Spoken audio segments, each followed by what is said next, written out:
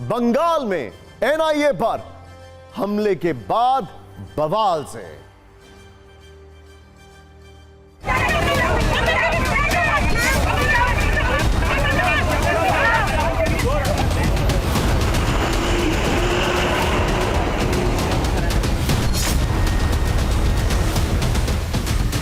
आज जो हुआ है उसका दाय ममता बनर्जी को लेना पड़ेगा।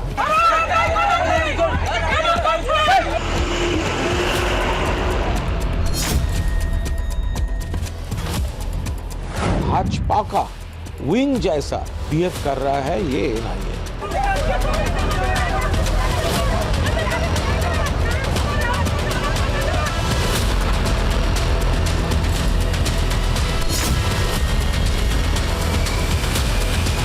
टीएमसी के राज में, टीएमसी का मतलब क्या है?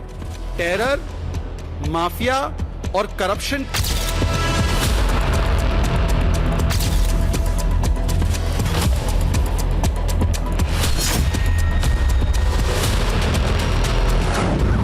यदि सबाई के अरेस्ट करे बीजेपी की मने करे सब बुथ एजेंट के अरेस्ट करবে।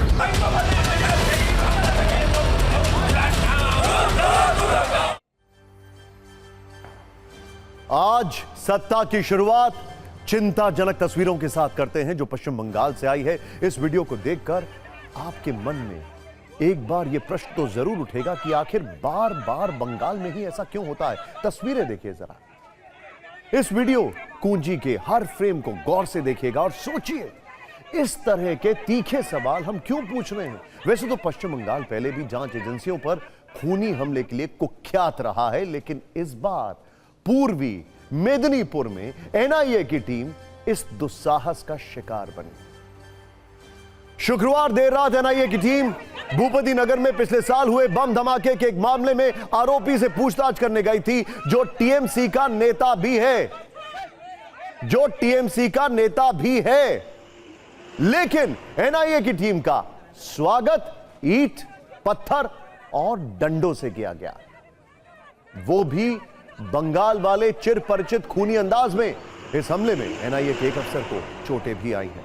बताया जा रहा है कि 10 में से 12 सदस्यों वाली एनआईए की टीम ने जब आरोपियों को ले जाने की कोशिश की तो लोगों ने न सिर्फ हंगामा और विरोध किया बल्कि एनआईए की गाड़ी के शीशे भी तोड़ दिए।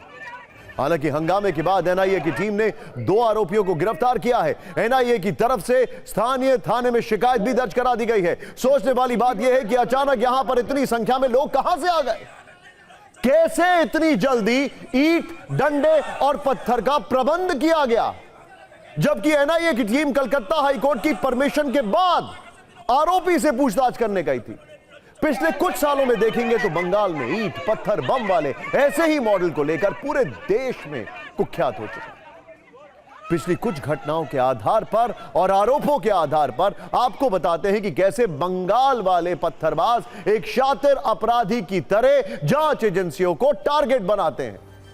पिछली कुछ घटनाओं में यही देखने को मिला है कि जब जांच एजेंसियां पूछताछ के लिए जाती हैं तो वो पहले से आरोपी के समर्थक दल बल के साथ तैयार रहते हैं। मतलब आरोपियों को जांच एजेंसियों के आने की भनक पहले से ही लग जाती है। सिर्फ यही नहीं, आरोपी बम, लाठी, डंडे, पत्थर का इंतजाम पहले से करके रखते हैं। जैसे ही जांच एजेंसियां जाती हैं, समर्थक हमलावर और हिंसक हो जाते हैं। उसके बाद उन्हें ना तो कानून का खौफ होता है और ना ही लोकतंत्र की परवाह। वो बेरहमी से जांच एजेंसियों के अफसरों पर टूट पड़ते हैं, जिसकी तस्वीरें यहां पर देखने को मिली।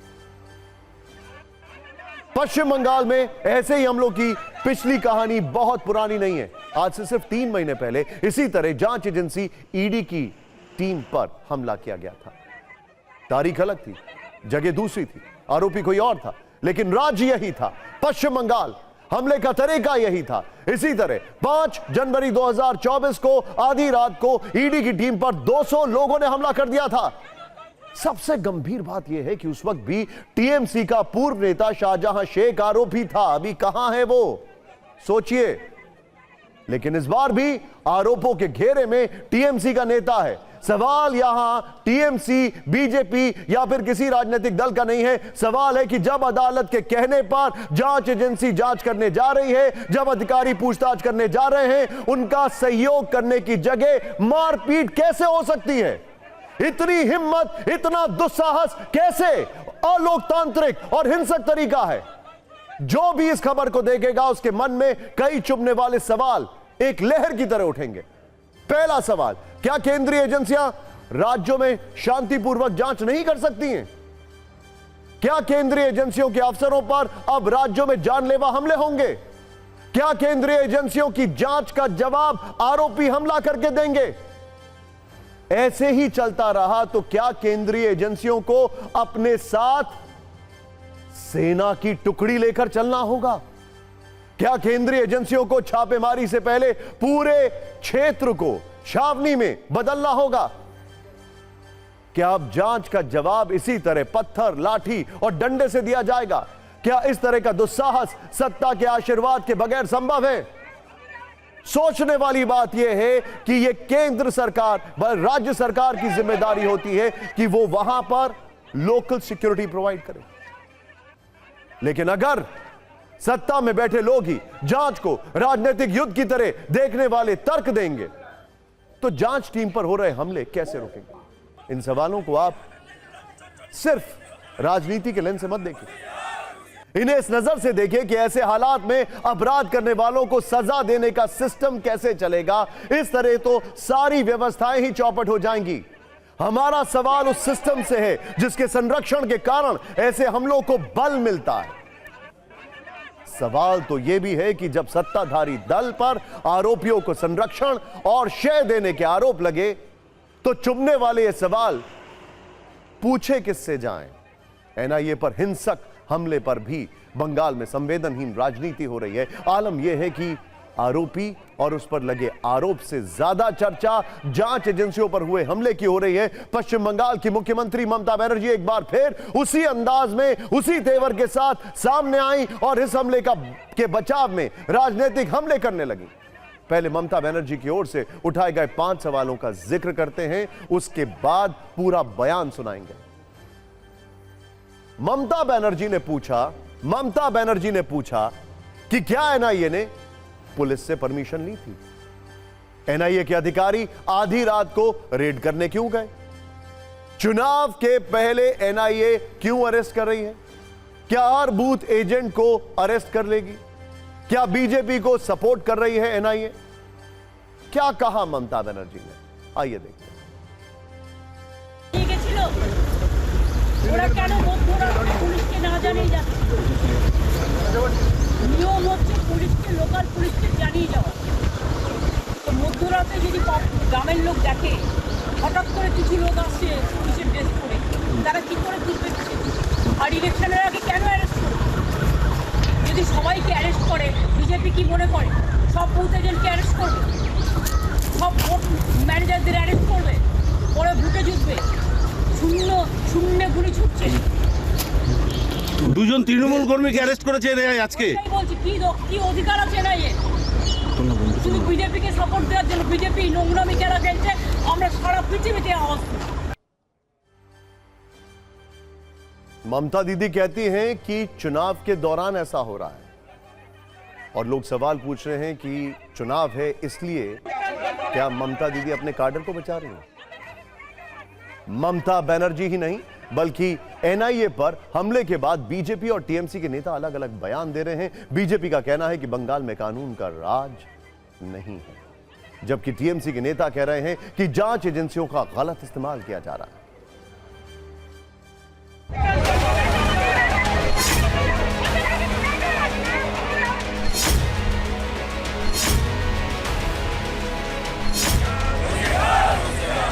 कि पर एजेंसी के ऊपर ऐसा हमला स्पष्ट दिखाई दे रहा है। पश्चिम बंगाल में कानून व्यवस्था बोल के कुछ नहीं है। पश्चिम बंगाल में ममता बनर्जी शासन का नाम पर एक तानाशाही चला रहा है और एक उग्रवादी लोगों के ऊपर पश्चिम बंगाल का भविष्य छोड़ दिया।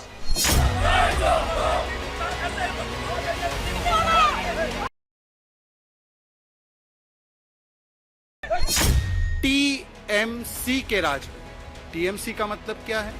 टेरर, माफिया और करप्शन के राज में आज ये कहना अतिशयोक्ति नहीं होगी कि बंगाल की कानून व्यवस्था हर रोज एक नए निचले स्तर को छूती है। ये जो है लोगों के सामने इस भय और डर ये जो शुरू किए हैं, और खास तौर से तृणमूल कांग्रेस को और पश्चिम बंगाल को टारगेट करके सीबीआई, ईडी, एनआईए और इनकम टैक्स को उतार के, जिसका संगठन नहीं है, जिसके वोट नहीं मिलेंगे, वो इन सब के द्वारा सोचे अगर वोट मिल सके। ये पूरा राजनीतिक एजेंडा है।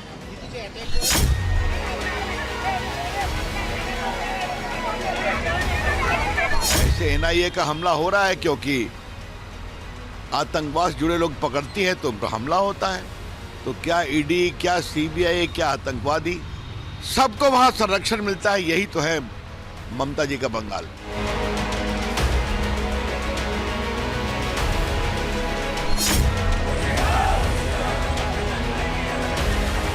भाजपा जिसको उठाना चाहते हैं, हटाना चाहते हैं कोई इलाका से, वो एनआईए को यूज कर रहे हैं। तो ये बेसलेस एलिगेशंस देकर एनआईए जाते हैं और रात में जा रहा है, प्रोवोकेशन दे रहा है, इलाका में आतंक सृष्टि कर रहे हैं। हमारा जो मुख्यमंत्री है वो रोज उकसा रहे हैं आम जनता को, ये अटैक करो बीएसएफ का ऊपर, ईडी का ऊपर जो अटैक किया हुआ था, पूरे आम तृणमूल कांग्रेस ने उसको समर्थन किया और पुलिस आकर के सीधा बोल दिया कि इसका सारा जिम्मेदारी ईडी का है।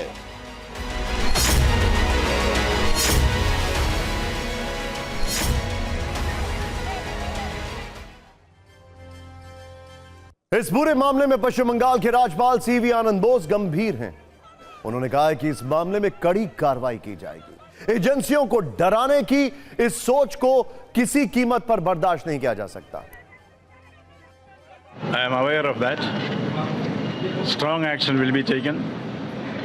This tendency of intimidating the investigating agencies is deplorable, will not be allowed, cannot be allowed. We will deal with it with an iron hand. लेकिन वो कौन सा केस है जिसमें पूछताछ के लिए एनआईए की टीम गई थी? यह मामला कितना गंभीर है, अब आइए यह समझ लेते हैं। भूपति नगर में 3 दिसंबर 2022 को एक घर में बॉम्ब ब्लास्ट हुआ जिसमें घर की छत उड़ गई थी। इस घटना में 3 लोगों की जान भी गई थी। एनआईए की टीम इसी भूपति नगर बम ब्लास्ट केस की जांच कर रही है। पिछले महीने एनआईए ने इस मामले में पूछताछ के लिए टीएमसी के 8 नेताओं को समन भेजा था। समन के बावजूद ये नेता एनआईए के सामने पेश नहीं हुए, जिसके बाद एनआईए पूछताछ के लिए गई और 2 नेताओं को गिरफ्तार किया। गिरफ्तार नेताओं में से एक का नाम बलाई मैती है और दूसरे का नाम मनोव्रत जाना है। इस खबर पर सत्ता का नजरिया 9 यह है कि अगर किसी देश में जांच एजेंसियों के अधिकारियों पर खुलेआम हमले होने लगेंगे तो न्याय की रक्षा कैसे होगी? अगर ऐसी घटनाओं पर राज्य की सत्ता मौन रहती है या हल्के फुल्के बयान देकर घटनाओं को रफा दफा करती है तो इसे स्वीकृति और संरक्षण ही माना जाएगा। चुनाव के दौर में नेताओं के बीच छवि बनाने और बिगाड़ने का कंपटीशन चलता है। ममता बनर्जी की सरकार के लिए इस समय ऐसी घटनाएं छवि का संकट पैदा कर सकती हैं।